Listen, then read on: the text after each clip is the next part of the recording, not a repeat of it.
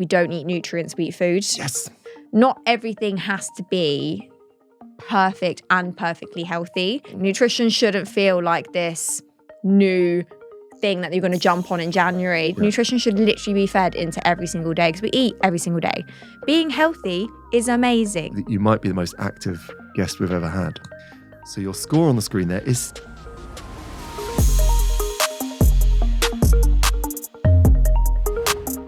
Emily English. Welcome to the Energy Equation, optimised by Pure Sport. Thank you for having me. It's an absolute delight. I've got to start this by saying you came into my life, I'm trying to think, 18 months ago. Would that be a fair timeline? Yeah, I think it would. Be fair time. When my wife appeared at the door with a new cookbook, and I asked her, "Oh, Lara, where have you got that from?" And she said, "Oh, it's this lady I've been following. This is a brilliant book." And I asked her a crucial question. I said, "Is that book been written by a nutritionist or a chef?" And she said, at that point, nutritionist. And I let out a little groan. And again, that sense of, do I want a nutritionist cooking my food? I sit here 18 months later, and that cookbook for us is sort of the center point of our family kitchen because it's outstanding. So when we look at you, we say that, of course, you're a highly qualified nutritionist, but you're more than that. How would you describe yourself? Chef nutritionist, if there was ever such a thing. And I think it brings to light the fact that nutrition has this sense of judgment over, and people get intimidated by the fact that I'm a nutritionist. If I ever start asking them about, what did you eat today? There suddenly becomes this like, am I going to say the right thing? Have I eaten the right thing? Yeah. But then I also come from a family who are obsessed with food. We love food. My granny's a chef. Amazing. One of my first jobs was in her restaurant kitchen. So I've always grown up with both that love of what's on my plate from an emotive side, a joy of eating side. But I've also grown up as like a real avid scientist. Like I'm obsessed with science, obsessed with the way that the human body works. And even when I was at school, actually, it's funny because nutrition I never actually used to think was a science. I was always like heavily into the organic chemistry, heavily into the human physiology side of things. But we never really got taught the cool side, or what I believe is the cool side of nutrition. And it wasn't until really I went to university and did it as a proper degree that I was like, okay, wow, this is actually really, really nitty gritty stuff. There's so much there. It's such a wild thing that we're taught to make a Victoria sponge. Yeah. But not taught. But not chili con carne. Yeah. Yeah. And how to make a healthy chili con carne, or how to meal prep, or what to focus on to help you run efficiently and optimally and feel the best version of yourself. And I always say as well, it's a phrase that I love to use, we don't eat nutrients, we eat food. Yes. So we can't sit down with a plate of vitamin B and D. Like we sit down with a spag bowl. Yeah. So how can I make sure, as someone who's in the field with all the knowledge, how can I make people eat spag bowl that gives them everything that they need? And that's pretty much where So Good and then The Nutritionist was really born out of. So good. And one of my favorite quotes of yours was, are we prioritizing happiness as well as health? That's so often missing from that potentially cold nutrition science, because there's great nutritional science. I mean, it's the river runs deep in terms of what's going on in that field. It's divisive though, Emily. Incredibly divisive, and I feel like people get such tunnel vision with the research and the like. They get so obsessed with one singular thing that they forget to think about, okay, is this applicable? Who's actually going to do this? Yes. How can we even apply this to real life? And you need to remember that like people live different lives. Yes. Some people have kids. Some people are at university. Some people are on a budget. Some people don't have any time. So it's trying to make sure that we're giving everyone all of the information that they need, but in a way that's actually going to be relatable and something they stick to for the rest of their life. And 100%. Normalize nutrition. That's what we should be doing. Nutrition shouldn't feel like this new thing that you're going to jump on in January and it's like new year, new me. Nutrition should literally be fed into every single day because we eat every single day. So every single day, every single play is an opportunity to be able to invest in yourself through your food. If you had to go back and catch old Emily, what would be the changes that you understand now that you would say into that new year component? What would be the best approach entering a new year with all this information going on? Where would you advise old you? Do you know, it's funny because I actually don't think I would ever change a singular thing about what I've done to get to where I am. But if I'm thinking about advice that I would give to myself or to anyone really in Jan, it's an inspiring time. Yeah. And it's actually really amazing to have the ability and the motivation to be the best version of yourself. And I love that for people. And I want my recipes to motivate and inspire people to like jump on the health bandwagon, because being healthy is amazing. It will make you feel amazing. And sometimes I feel like we get this barrier, and that a wall comes up where it feels so impossible, or it feels so different to what you think brings you happiness. Yet combine the two. Vitamin Joy is just as much part of health and nutrition as all the other stuff. So good. Well, I want to play on your desire your love of physiology, because that's brought you to us today in the fact that we've had you wearing this exciting monitor that, again, gives us insights into your physiology. So we're going to look at your habits and behaviors around this relevant topic, which is energy. And I think energy and happiness are so deeply intertwined, because energy is the bedrock of all things well-being. We always ask our guests, normally earlier than this, but it's so interesting to talk to you about nutrition, how they would rate their own energy. So we see, again, you in the kitchen. We see you, again, through your Instagram, which is brilliant. But what's the energy behind that? If we had to rate your sort of general energy the last 2 months, 100 is everything you could ever wish for. 0 is the absence of energy physically, emotionally, mentally. Where would you rate yourself at the moment? I'd probably say around 70. Okay. But I also think it's that time of year. After summer ends, I naturally feel a little bit more in hibernation mode. Yes. I mean, the sun sets at like 4:30 and I'm like, right, that's it. Day's done. Straight to bed. Put pajamas on. I wish I could. Unfortunately, there's too much work to do. So you have to carry on. I think I have a lot of energy when it comes to motivation and drive, because I love what I do. I love my work. Yes. And I feel like it's the ball is rolling for me at the moment. And I think that really energizes me. Is it energy from cortisol or fight or flight? Maybe. But I know I'm pretty happy with it. Room for improvement. Brilliant. Well, we've got to match that against our score. So, of course, you wore this monitor. It's going to take an objective measurement of your autonomic nervous system, which you're super familiar with. Lots of our listeners, maybe not so, but the nervous system that governs stress and manages rest and recovery. It's also capturing movement quality, movement intensity, and it's also quantifying sleep. So we get great insights into your stress and recovery levels. We'll get a score for that. We get insight into your sleep quality, and we get insights into your physical activity, and we'll aggregate all of those into one single score. And I'm going to show you that score now. Fantastic. So your score on the screen there is 71 out of 100. Now, very accurate. You're the closest match. Maybe you're the most in-tune guest ever on the energy equation. If only you'd said 71. Damn. Yeah, amazing. So interesting. And again, we'll explore that in a moment. So we've got the 3 separate scores. We'll see that for the first area of stress and recovery, you've scored 74. When we look at the quality of sleep, we've got 72. And then we've got this, again, slightly anomalous activity score of 68. And I can see you sort of looking less delighted about that one. Pathetic. and it's so far from pathetic. And you've been a bit stitched up here by the technology, because we'll come to the sheer volume of activity you've done is amazing. But I want to go through those in a fairly sort of pragmatic order. And I think it's sensible to start with this idea of stress, because you've got a lot going on. And stress and recovery will be a big challenge to you. And actually, on the questionnaire for this, it asks you, how you're doing.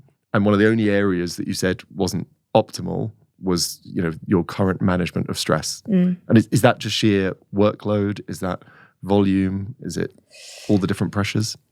I always grew up a perfectionist, and I think anyone who does suffer from perfectionism knows the kind of the amount of pressure that it can put on you. Yes. And I always say, I work for myself, but I'm the worst boss to work for ever. Yeah. So I live with the evil boss, and the evil boss is me. And I speak to my therapist about this. And sometimes I put so much pressure on myself, and I put so much weight on every single thing that I do, that suddenly I feel like I'm on that hamster wheel. Yeah. And it's that hamster wheel feeling of life where it's like, the faster I run, the faster the wheel spins. Yes. And then I'm like 6 months deep, and I'm still pelting it on this hamster wheel, being like, I should probably take a break. Yeah. And then it's only the last few months I've really started to think about how chronically I am in this state of fight or flight with everything that I do. Even when it's going to the shops to get ingredients, I'm like, my head is going. Yeah. And as someone who's in the health industry, in the wellness industry, I know how terrible that is for me. And I know how burning the candle at both ends is not what I want to do. So yeah, managing that stress and making sure that I'm getting off the hamster wheel and maybe just walking outside in nature is something that I should be prioritizing. And it's such a balance, because that drive is what's got you here, but it comes potentially at a cost. When it's been too much for too long, what are some of the signs that you would get? Does it manifest physically? Is it more emotional? Emotionally. So I get emotionally numb. Okay. And I remember the first time it ever happened, I remember I did this massive event and I was speaking in front of 500 people. Oh, wow. And normally I get a little bit of nerves, I get a little bit of anxiety. I felt nothing.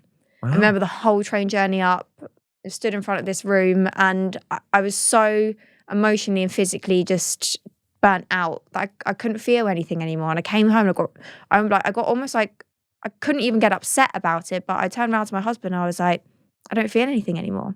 And then that's hard as well, because then it becomes my friendship connections and ties suffer, my relationship with my husband suffers, and that's probably happened a couple of times over the period of what's been an insane 2 years for me when it comes to kind of growth and business. Yep. But it's weird, like my body keeps on going. So I don't stop.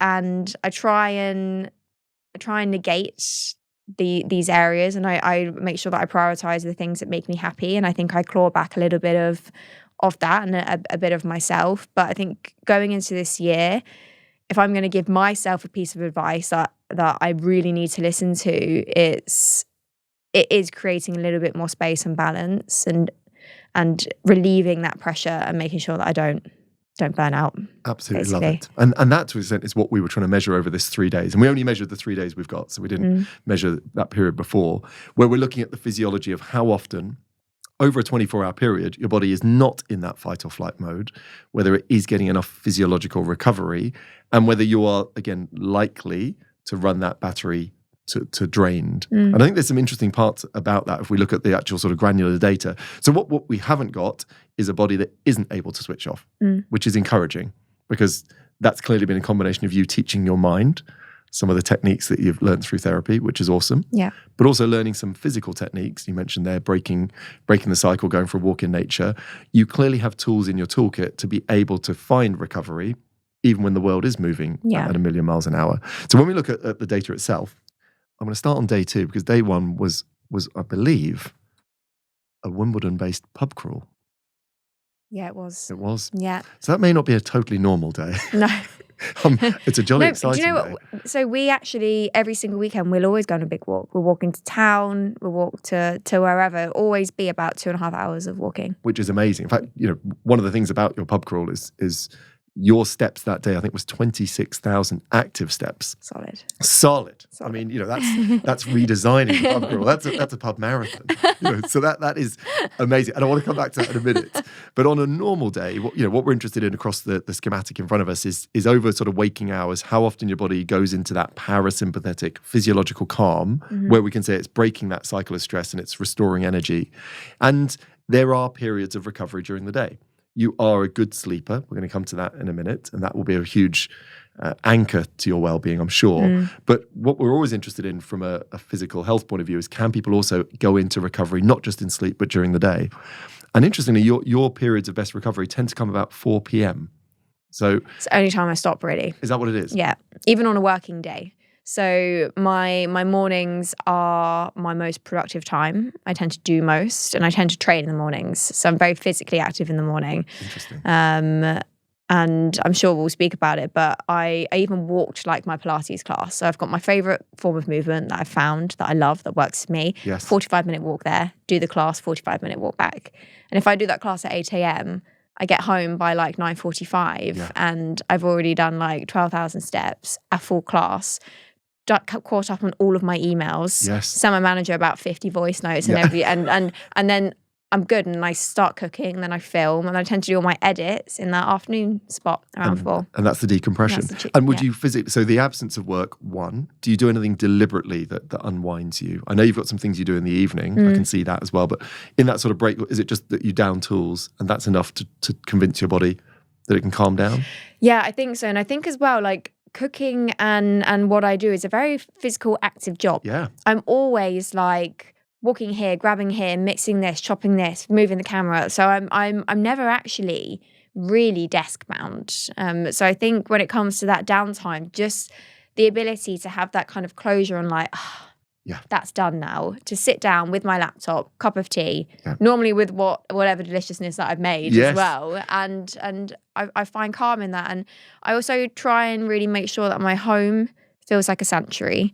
I'm so lucky. My husband is the most chilled out person you've ever met. Like, he would walk outside and it would be like pissing it down. He'd be like, what a lovely day. And he just has this like beautiful positivity that really that I can really feed off. So it doesn't matter how kind of tight I get, he's always able to kind of be there for me as well. So that's a good combo. Yeah, it's a good combo. And I've heard you talk before about things that activate the vagus nerve or vagal tone, which is a way of immediately inducing calm. And I think you've mentioned to me previously that you can sometimes lie down.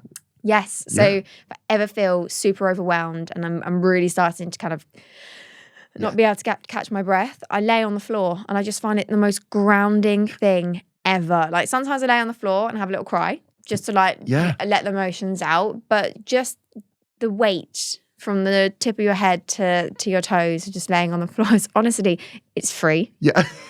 It's amazing. I would say you can do it anywhere. I mean, like, do it in the park, maybe a bit random, maybe on a bench or something. But it's just one of those tools that you don't have to have all these fancy gadgets all the time. Sometimes it's like the simple things like laying on the floor that could be the most grounding. Yeah. And that ability, breaking the cycle, going for a walk, laying on the floor, these are real, well-being strategies. And everyone can do them. Everyone can do them. And I think that, for you, they're forming part of a system that allows you to, as you say, have this exponential growth and this extraordinary range of things that you're doing, but also, preserve enough energy to keep doing them. Yeah. And that sort of 4 o'clock break clause, we see it on both days. Yeah. And it's really great.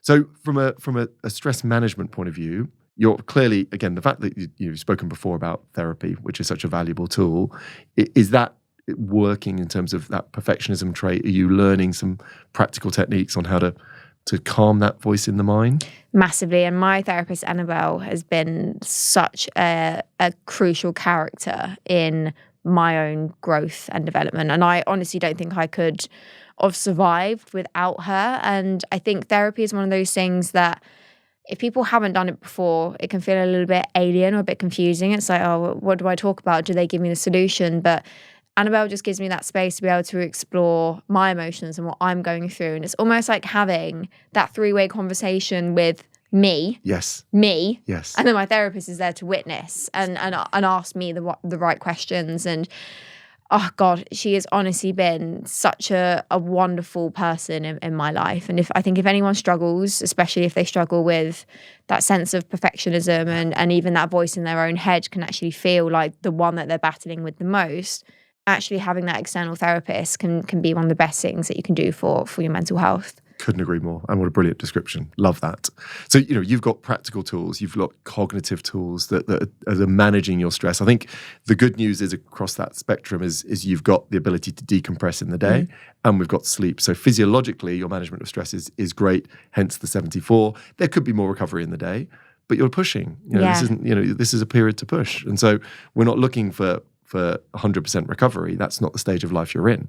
But that looks like enough recovery, which is great news. When we look at stress, sleep, and recovery over a 3-day window, we work on the idea that you start, when you put the monitor on, you've got a full tank of energy, then you expend energy and you recoup. And what we end up is, over the course of 3 days, your strategies for recouping energy are bringing you to exactly where you need to be. Amazing. Which is really encouraging. And I want to get to the sleep and activity part of that as well. But when we look at what's the biggest drain to that consistently, it's when people can't manage the stresses they face as effectively as we would like. So a big endorsement for the work you've put in there, which is brilliant. New year, new me. These days it feels like every brand is shouting about how supplements are the answer to everything. But before you jump into the latest wellness trend, it's worth remembering that the basics come first. Hydration, good nutrition, rest, and movement. These are the foundations of feeling your best. When you do decide to supplement, what you choose matters. And my advice is to look for products that are free from additives, artificial flavors, and unnecessary fillers.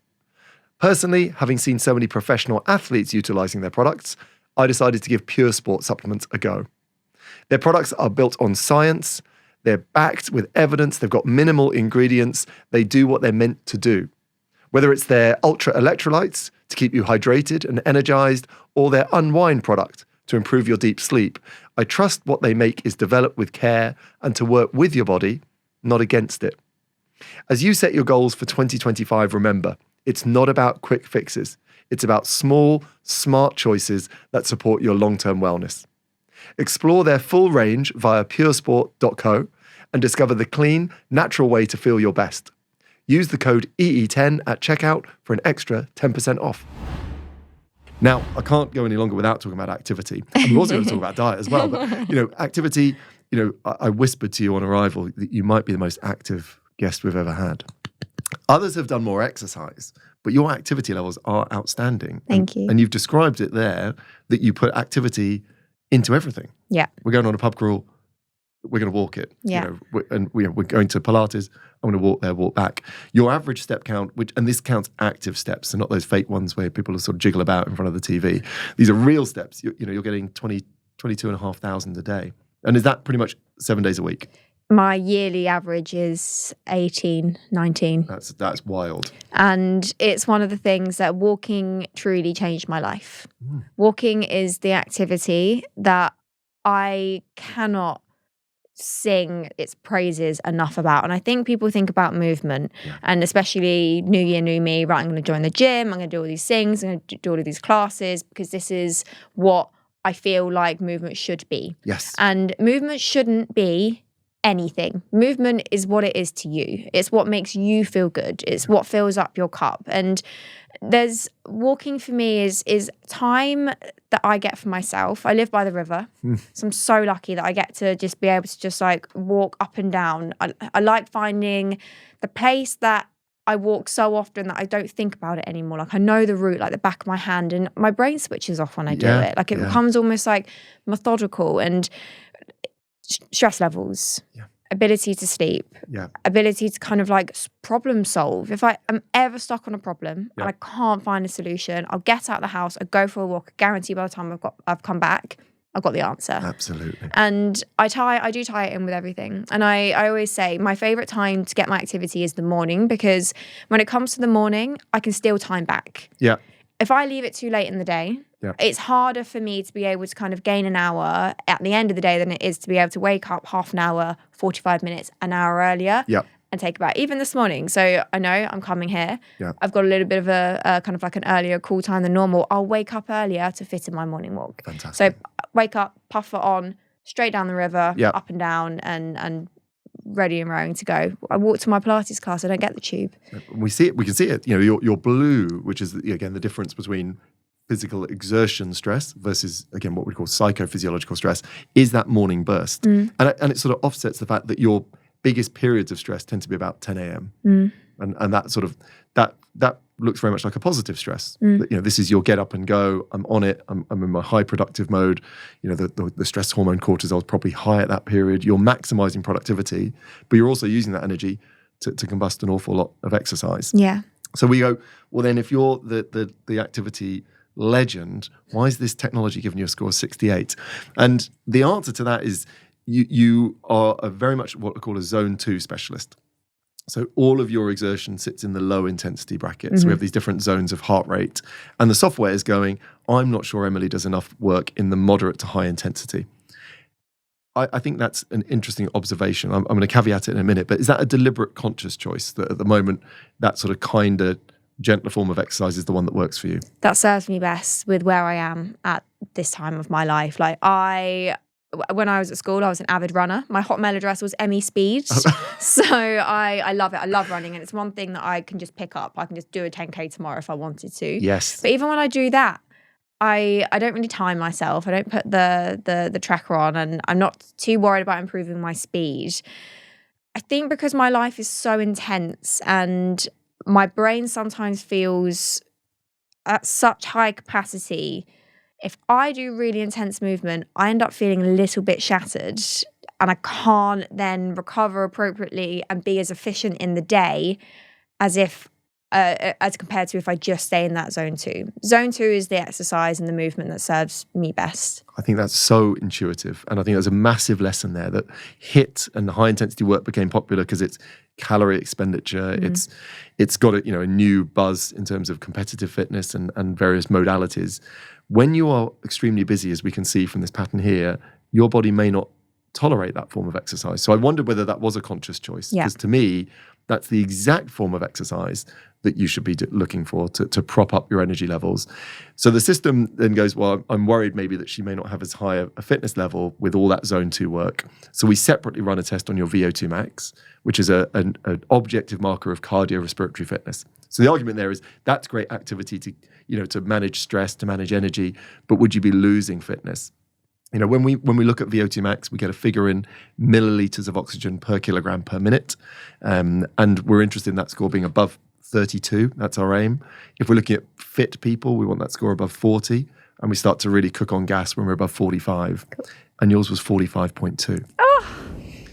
Really good. There you go. Don't shun the stage 2 fitness. And actually, that's a really good point. The fact that even elite athletes would generally do 80% of their work in zone 2 and only 20% in zones 4 and 5, because the body has to have loads of recovery to be able to tolerate that. So you naturally adapting to that Pilates, low intensity movement, walking is such a sort of a logical exercise framework. And the good news is you don't need to do the harder work because your top end capacity is outstanding. There we go. Walking for the win. Walking for the win. And I think in clinical practice, we see some of the best results ever from people who take up walking. So if there was a singular message before we even talk about nutrition, you are, again, the poster girl of walking and what a value that brings, and not doing the wrong type of training for the wrong stage of life. Yeah. And also it's one thing that I always encourage my clients as well.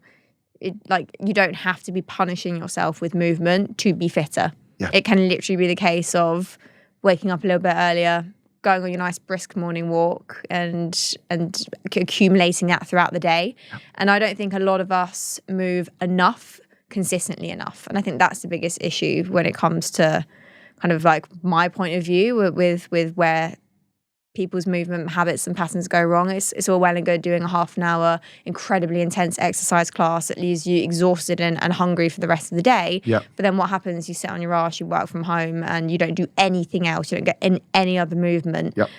That's much less sustainable in my point of view than just getting more generic active movement in throughout. Couldn't agree. And that actually brings us to a chance to talk about nutrition and the fact that we're aware of this sort of rising trend of continuous glucose monitors, and glucose monitoring and optimized glucose has become the new sort of demigod of the nutritional world. First, what's your sort of take on that rapid rise, and where do you see glucose and energy intersecting? So I do believe there is the way that we eat affects how we feel. Yeah. True.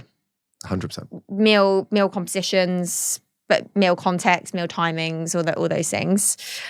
Even as human beings, our personal glucose response will vary on a food every single day, the same food. Yeah. So when people are trying to kind of like say, oh, this glucose response is going to be the magic bullet that we've always been searching for to explain everything. Yeah. I just think it's a bit nonsense. It's a bit reaching. It's a bit far-fetched. People don't need to be wandering around with glucose monitors that kind of type 1 diabetics wear. But if it is something that you find interesting about your own body, like the same way that you wear a sleep tracking device or a step monitor, fine. Yeah. Absolutely fine. And I always want to empower people to make choices about their own bodies, as long as it's not damaging your health or putting your health at risk. Yes. I always encourage kind of meal context and meal compositions. Is why I always talk about protein and fiber in everything. Yes. And if I do have a little sweet treat, it tends to be after a complete meal with protein and fiber in anyway. So I don't fear the sugar. Yes. And blood glucose spike is a normal physiological response to eating and to food and to carbohydrates. Yes. But you have to really understand your pattern of eating. Are you waking up and just like gaining the sugar to kind of keep you going, then you're crashing, and then you go on this roller coaster, and then you're eating too much sugar too late at night, and it's disturbing your sleep, and that sleep disturbance is then impacting your performance and your cravings the next day. It's the bigger picture. Yeah. And I think sometimes in health and wellness, we get so fixated on these tiny details into the one singular thing, blood glucose spike. Yeah. It's not the blood glucose spike. It's everything in context. Yeah. And I think, if you wore a continuous glucose monitor with that number of steps, it'd be unlikely we'd see any surges of glucose. But your point there again, and you talked about this before. What about after my advent calendar? Well, again, we can isolate that. And again, we're all for advent calendars. But that, the principle there, again, you mentioned it, is have your sweet treat after your protein and fibre-rich meal, and you'll see a decreased response. And what we see with people wearing those monitors, if you are interested in optimizing the results, then try and match Emily's step count and see if your glucose is spiking. So puddings rather than isolated carbohydrate and movement 100%. seem to be the key. I think as well, so breakfast is, I think, probably the biggest area of discussion around this, because obviously breakfast, breaking your fast, what kind of meal composition are we thinking about when it comes to blood sugar response? We tend to be best at metabolizing carbohydrates early in the morning anyway. But some people do just perform better having a bit more of a blood sugar stabilizing breakfast. It keeps them fuller for longer. It keeps them more content. It keeps them more focused, more energized. Yet some people, say for me, I'm really active. If I wake up and have a bowl of oats and I make it using normal cow's milk, so I'm still getting in my protein. I don't have to put in protein powder. I can put in protein powder if I want, topping it with an extra bit of yogurt. Even though I'm having quite a high glycemic load when it comes to the oats and the natural sugars in the milk, I'm busy. Yes. I'm active. Yes. I'm using that like a normal body would. And I think sometimes we're now getting so scared of glycemic foods, removing the context of the fact that I'm not just eating that and going, absolutely, and then not doing anything. 100%. And in that sense, these are high energy foods, but if you're leading a high energy life, then you might be able to offset that. I think there's also, again, if you're doing that volume of exercise, there'll probably be some depletion of your stored carbohydrate. So you've got greater ability to store muscle glycogen. Someone who's been inactive for 2 days before has a different response. So that context does seem to be missing. And, so therefore, I don't want to do the classic thing and hold you to an ideal breakfast, but there's a general sense that probably a more protein-centric breakfast is a universally recommended thing. Yeah. So for me, 20 up to 40 grams of protein for breakfast. Great. Is always the target. And there are so many ways you can boost it. I mean, what's the normal formula? 2 eggs. Yep. Slice of toast, probably some butter. Yep. Maybe someone's going to put some tomatoes with it. Who knows? Yeah. If I'm going to boost that, I would take my 2 eggs. I always have a carton of egg whites in my fridge as well. I'll scramble those, tip an extra blob in. I'm suddenly getting an extra 10 grams. And then over my toast, what am I going to put on? Maybe some cottage cheese with some honey and chilies, for like that hot honey cottage cheese. What diversity am I going to throw in there? Wilted spinach, add some lemon juice to absorb more iron, roasted tomatoes, maybe some sliced mushrooms, beans. Yeah. Really good source of fiber. Then suddenly I'm having this like massive protein-centric breakfast, big bulk, lots of diversity, happy gut microbiome. I don't think about food until 1.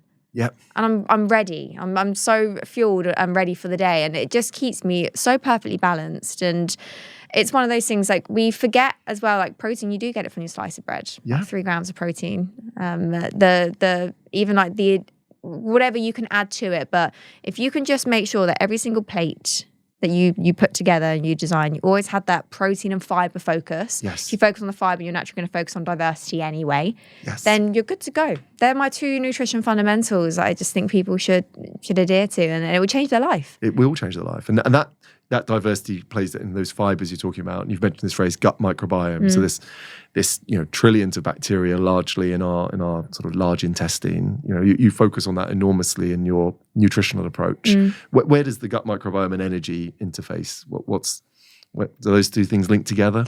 So your gut pretty much links to every single thing in your body. And if you're thinking about prioritizing one aspect of your health this year, looking after your gut is so key. Love that. And everyone's gut microbiome is unique. Yep. As unique as your own fingerprint. And the way that we respond to food is actually kind of dependent on your gut microbiome and its composition. So if we're thinking about gut microbiome and energy, one of my biggest comparisons to how your kind of feelings and your emotions affect your gut microbiome is that whenever you're nervous, whenever you're anxious, whenever you're going for a job interview, you need to go to the bathroom. Yeah. And that's a direct link between your mood and your emotions and your gut. Absolutely. So if you're thinking about your energy levels and how you're feeling and that level of kind of like brightness, if you have a good, healthy, balanced, diverse gut microbiome, that will directly link into helping you feel more energized. Absolutely. Helping you get more energy from your food, helping you digest and break down and absorb. So yeah, for me, the gut microbiome is my obsession at the moment. I love it. And you've got, I mean, you're into prebiotics and probiotics. We've seen the boom of fermented foods. Yeah. So foods that have live bacteria in them. Where do you stand on the general access to fermented foods? Are they good as you would see it? Yeah. So definitely good. Fermented foods are a brilliant thing to add to your diet. Yeah. Sometimes people go a bit overkill. And I always say, like, your gut is like going to the gym. You've got to train it up. And I think sometimes people think, I'm going to look after my gut health. So I'm going to do whole tin of beans, this big pot of kimchi, have some coffee. And they get to the end of the day and they're like, oh my God, like, I am not feeling okay. This gut health stuff is rubbish because I feel terrible. Yeah.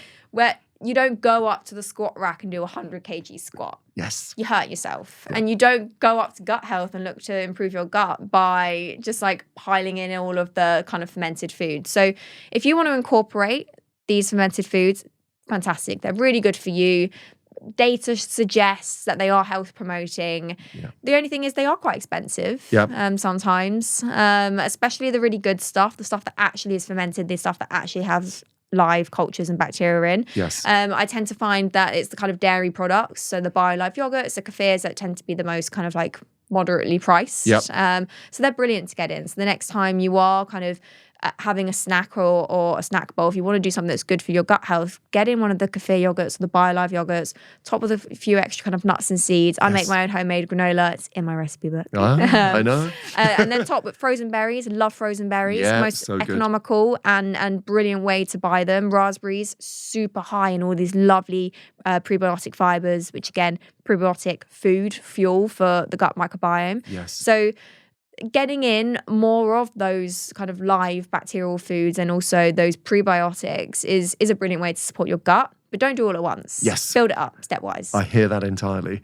But yeah, we're here, again, something you promote regularly and give a roadmap to is these protein-centric, fibrous, diverse, colourful food. This is whole food. Yeah. It's whole food.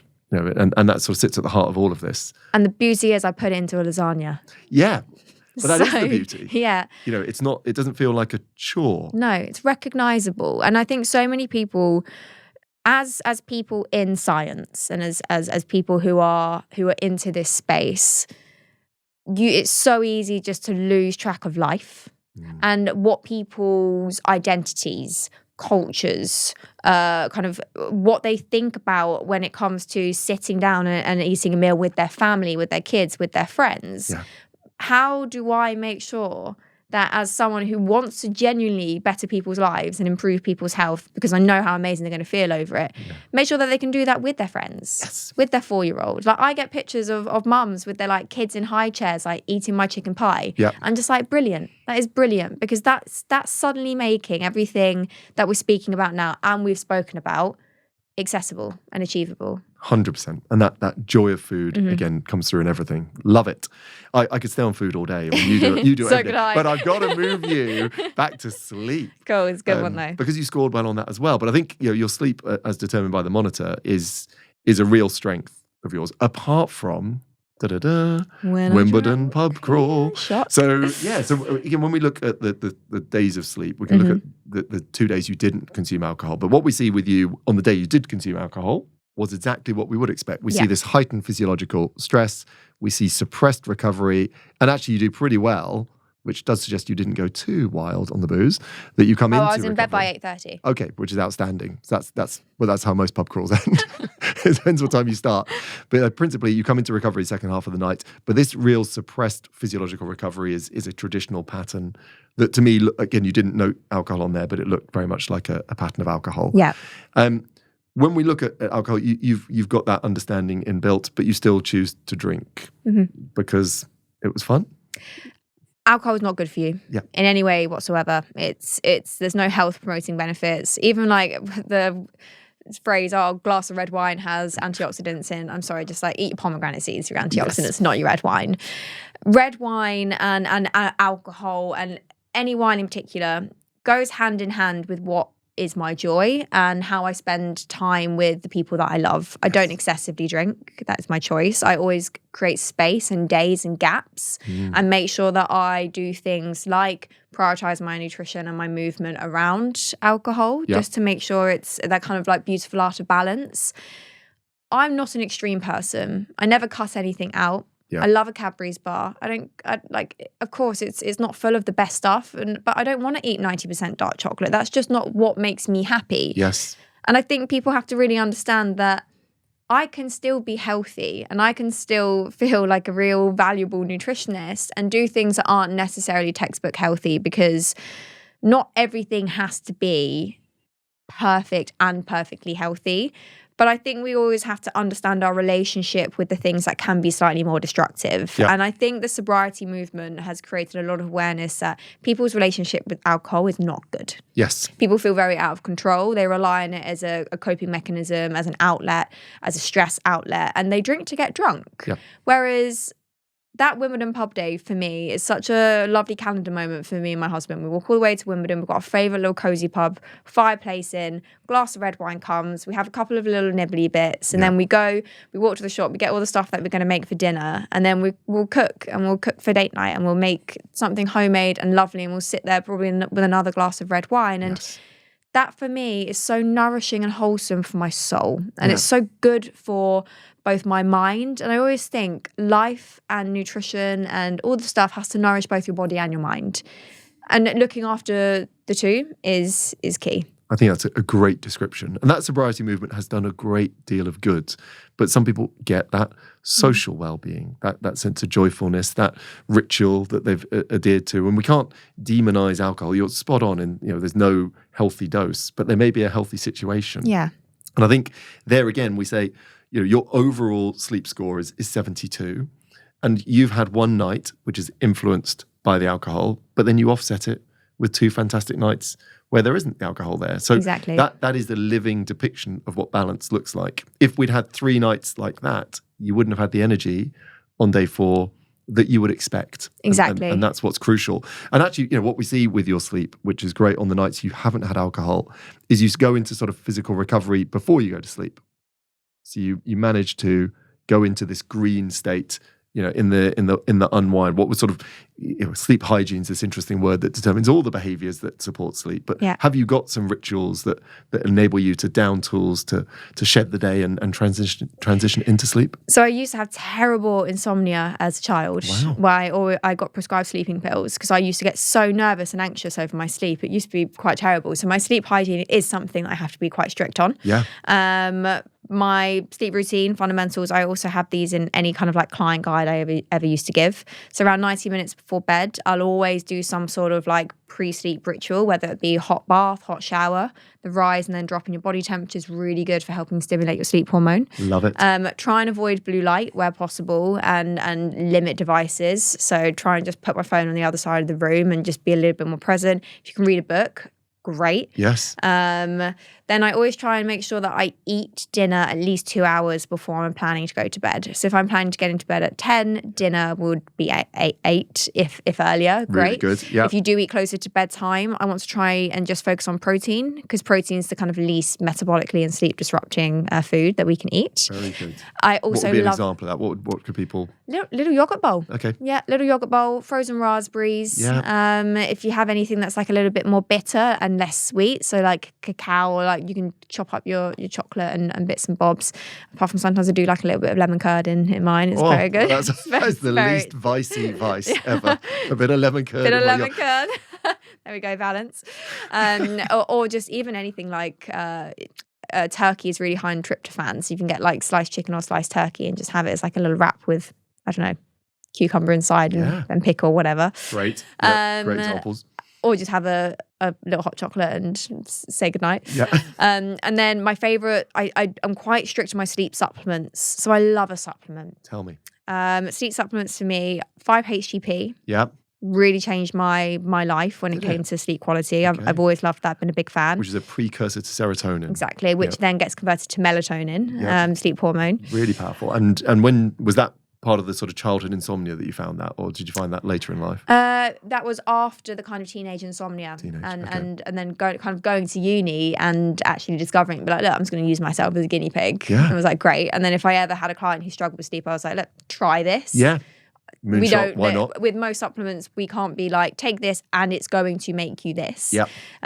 Supplement industry is a very murky world. But there are things that truly change people's lives. And that's why I don't think you should ever, people who walk around and just being like, oh, you don't need any supplement ever. I'm just like, it's a bit of a privileged stance on it. And rare. Rare. So many people benefit from tailored supplementation based on what they need. But so 5-HTP, magnesium. Lovely. Which type? I take magnesium glycinate for bed.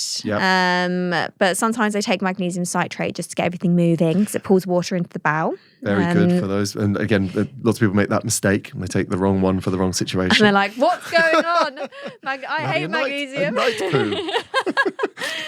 So glycinate or biglycinate for sleep seems to be the most researched. And that's my favorite one. And then I also love a bit of valerian root. If we're going to go down the homeopathic side, I don't think that kind of homeopathic supplements should ever be like sneered upon. No, I conk out. Really? With that. Yeah, it's absolutely amazing. I got this like ultra high strength one. And the thing that I like about it is it doesn't make me feel drowsy the next day. So if I'm ever flying or on a plane, I'll always take that. Great insights. And that's it. That's a great combo. Yeah. And again, as you say, for some people that will unlock sleep. For others, if it's not the problem, it won't be the solution. Exactly. But that's a lovely sequence. And then, so we've got reading, we've got the absence of light. Are you able to do that with the phone, with your life? And the sheer weight of your sort of social media. I put a very warm toned screen on. It's like right up to super warm. But because my work is basically like a full extension of myself. Yeah. I don't ever switch off from it fully.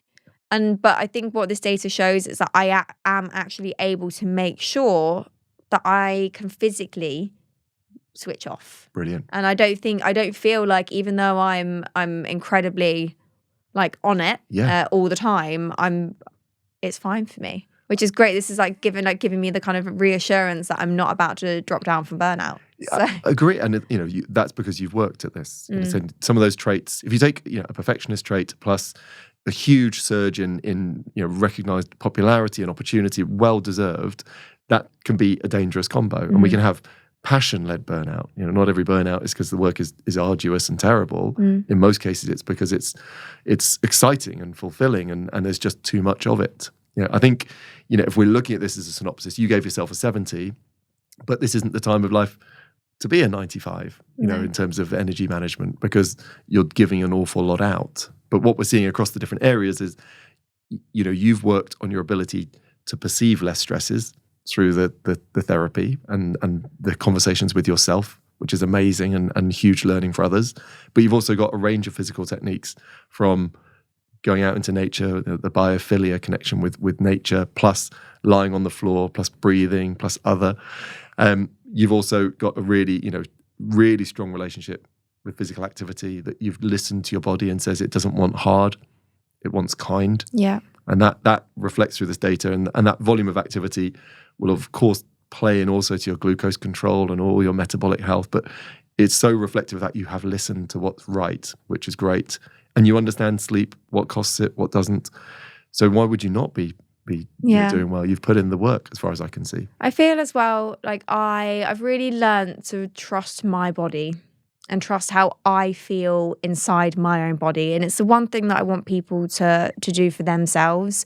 We get so overwhelmed with so much information that we actually lose sight of, how do I feel? Yes. How does this make me feel? Yes. So don't chase the trends. Don't chase the things that you feel is being kind of like pushed onto you. Focus on you. And that is what is going to give you those long-lasting healthy habits, because you'll find what works for you. Couldn't agree more. It comes back to that. Are you prioritizing happiness as well as health? And I think all the work that you're doing is doing that, Emily. And I think you're looking after yourself to continue to help others to look after themselves. So from my perspective, it's been a great joy to have you go through this monitor. I've got to thank you on behalf of the Patrick family for the recipes and the fact that you played such a crucial role in our nourishment. And I hope you've enjoyed the experience. No, thank you so much for having me. Great pleasure.